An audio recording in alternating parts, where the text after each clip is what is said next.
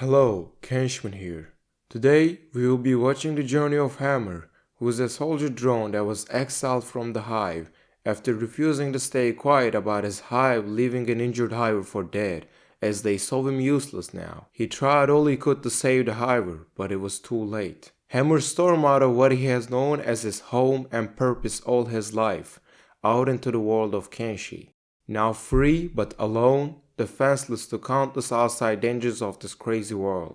Hammer wanted to make sure to train himself up to a point where he was at least capable of defending himself and having enough financial sustainability to fend for himself. Perhaps, deep down, he wanted to prove to himself that he could do that himself, without the help of people with twisted mortality and blind obedience to authority taking him under their wings. He did want to hopefully find a collective again to feel a part of, but he was going to be self-sustaining regardless. Dead if he did not die before he could even get there, and he was aware of that possibility. Hammer started out in a rundown town with barely any residents called the Hub. He quickly made it out of there. He needed some cadence to buy some food and simple medical supplies to be able to survive his early days here. He found a copper ore right below the rebel base, a bar run by trader ninjas. He mined 2 copper ores to sell off to the bar for some chump change. This would be enough for now. After buying the few essentials, he headed straight to the way station across the river. He knew that was a good and relatively safe location to start his training, considering the ridiculously powerful trader ninjas residing in there. On his way there, he was quickly jumped by a couple of dust bandits, but he did not have a light, thin bug buddy for no reason. He swooshed away like it was nothing before they could even catch his drift. One of the dust bandits was rather persistent though, followed him all the way to the way station.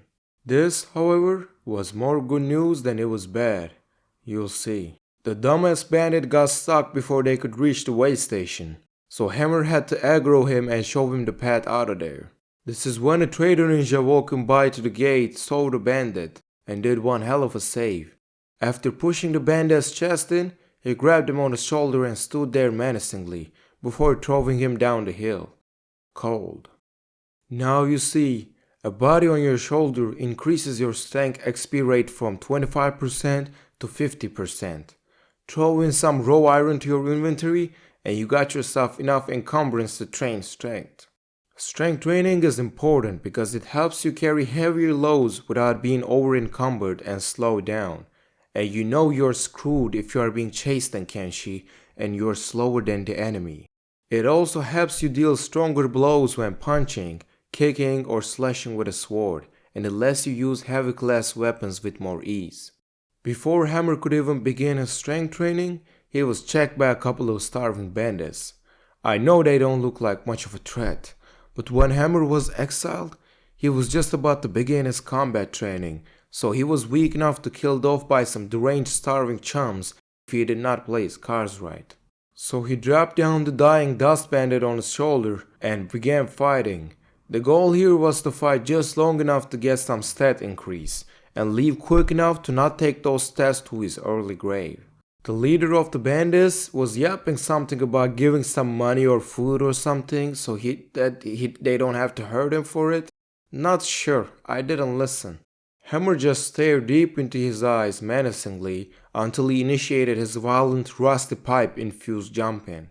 After a few several blows, Hammer led them to the way station and watched the beautiful landscape of the guards kicking their shit in.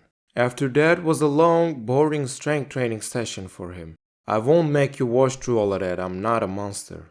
Before he knew, he was being rushed by another group, and he handled that like the class act he is, throwing hands like a madman and taking rusty pipes to the stomach like it was lunch.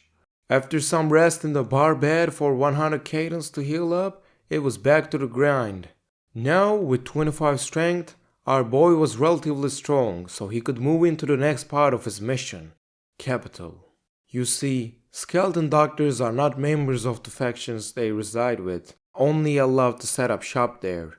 For this reason, if you stay somewhat under the radar, any questionable relocation of personal property you down upon them will be ignored, and the other shopkeepers will accept the relocated items for purchase given the fact that it was not taken from their folk to begin with. So Hammer waited for the annoyingly high traffic to the skeleton shop to die out so he could sneak in and take everything he could. He started by taking everything laying openly on the shelf, but it wasn't enough. Only getting 70k off of that, he had to do another haul. This time, I utilized a very much not cheesy and completely legit method of pausing the game to grab items from storages, so that the stealing chance remains the arbitrary number value and not the actual chance of us not being bludgeoned to death with Skelly Doctor's trusted blade. Thanks to such honest work and overwhelming effort, Hammer was able to make the mechanical shop go bankrupt, so he sold the rest of his items to the bar. Hammer bought a trader's backpack and headed to the swamp. Oh yes, we are becoming an honest trader to build up the rest of our capital, and we just need some regular supplies native to the swamp. There's no catch here. I have had relatively bad experiences in the past, trying to swim through the bodies of water across the swamp without any swimming stats, so I was trying to get to my destination completely on land. The game made it very difficult with poor pet finding and terrain that went against that personal preference. On top of these, we had these fellas, swamp ninjas. Swamp ninjas suck. Swamp ninjas represent the pools of mud in a swamp, trying to drag you down so it can take what you have down with it. Getting heavily injured and being nearly chopped into pieces trying to evade the waters and struggling to find a way to Mudtown, where our beloved supplies were sitting at, Hammer needed to settle to the closest town, Rut. It did not have the supplies we were looking for, but it had guards in the entrance just the same, so we needed to be there, and be there quick. The wannabe ninja idiots did not even try to enter the town within the presence of the guards, so Hammer healed himself up and waited until the morning to travel to Mudtown. The swamp is a crazy place, dangerous, raw, gritty. It was oddly comforting to walk through for Hammer. It reminded him the odd places hives would be settled at. Now though, it was no time to get caught up in the webs of the past. He had finally made it to Mudtown, a personal favorite swamp city of mine.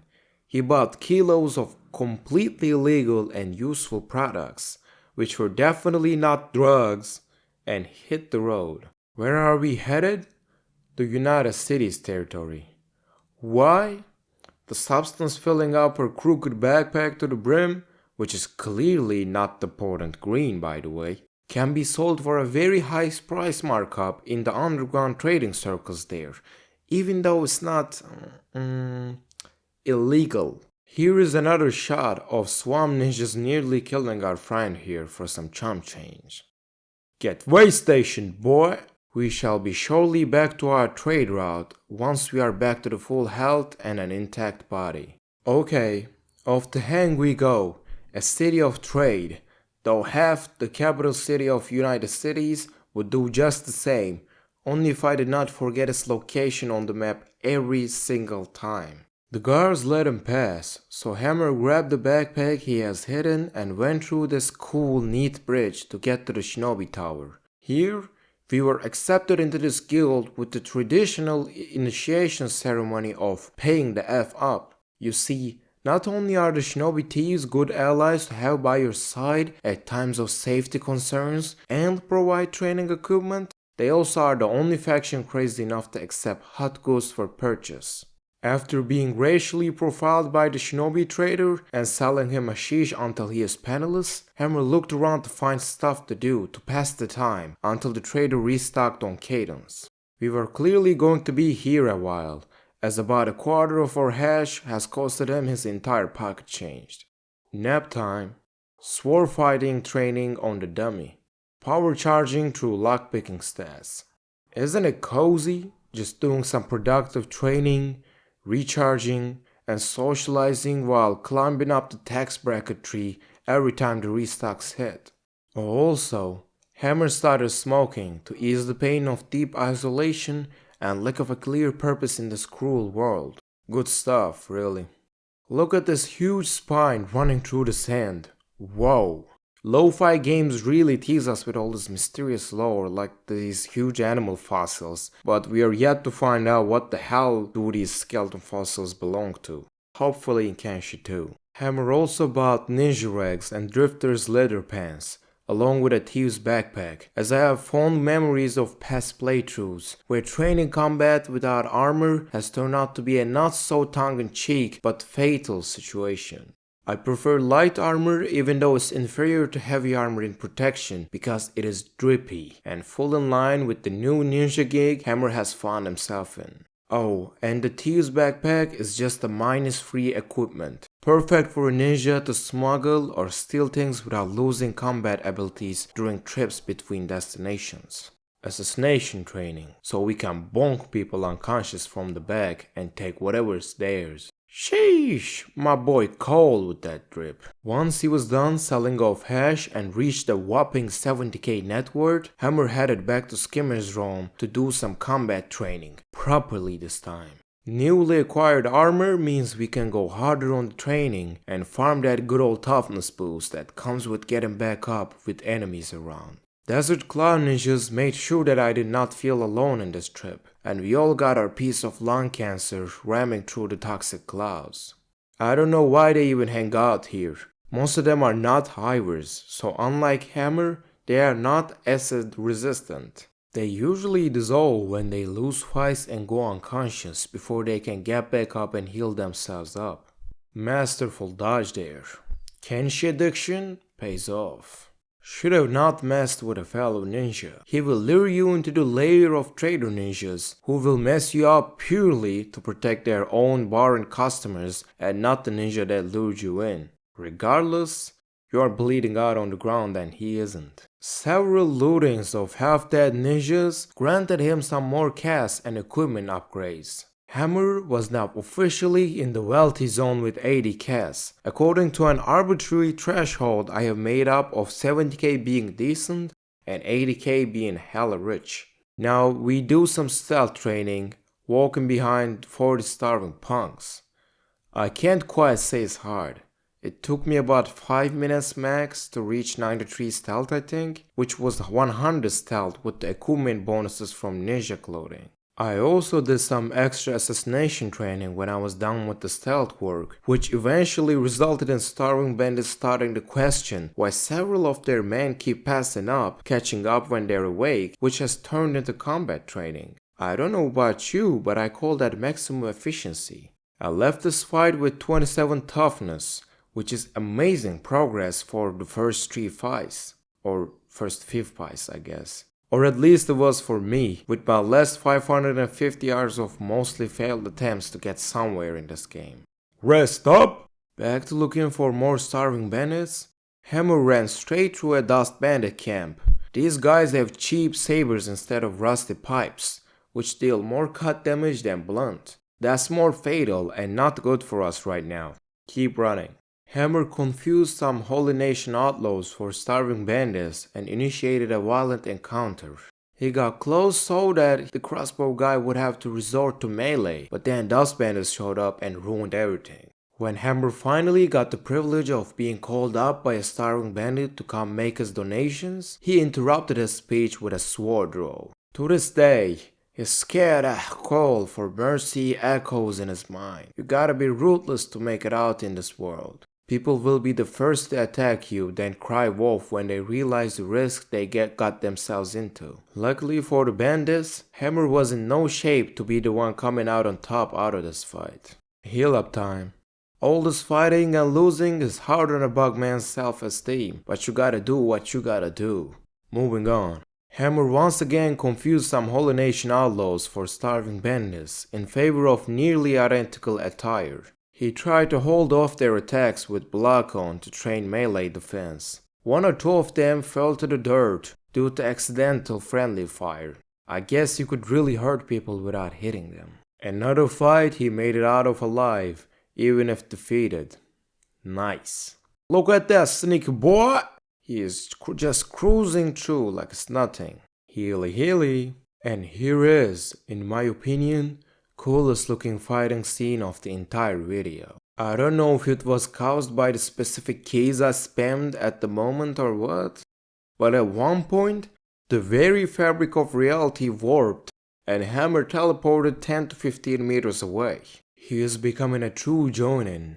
Kakashi would be proud. Anyways, Block was off this time, so Hammer did deal some damage overall before falling victim to gravity. Now, with a final rest and buying a sleeping bag to not have to keep pouring hundreds of cadence to the shopkeeper after every fight, and being able to restart fights with full mobility without needing a bar nearby in the future, Hammer was set up well. All Hammer wanted to do was have enough wealth and fighting skills to survive in the world of Kenshi. Yet now that he has seen that it was possible and saw how close he is to fully reaching this goal, he wondered if he could do more. Maybe he could fight for a greater purpose instead of just looking out for himself. Things seemed messed up outside the hive. Maybe he could do some good for all the people inhabiting this land. For the next video, if Hammer hopefully does not die miserably before I can get the recording done, I want to move on to new goals, as well as finish up Hammer's training to turn him into a true war machine to be feared. Thanks for tuning in to my first ever Kenshi video, as well as first ever YouTube video. This video means a lot to me, because exactly 5 years ago, on 8th of April 2020, was the worst day of my life. This video marks the first successful step in making something of myself and finally turning things around for the better. I am not sharing this for pitiful subs or likes, but because I felt as it was necessary to share this. I will always remember this video dearly. See you on the next video. Take care, fellow Kenshi addicts. Kenshman, out.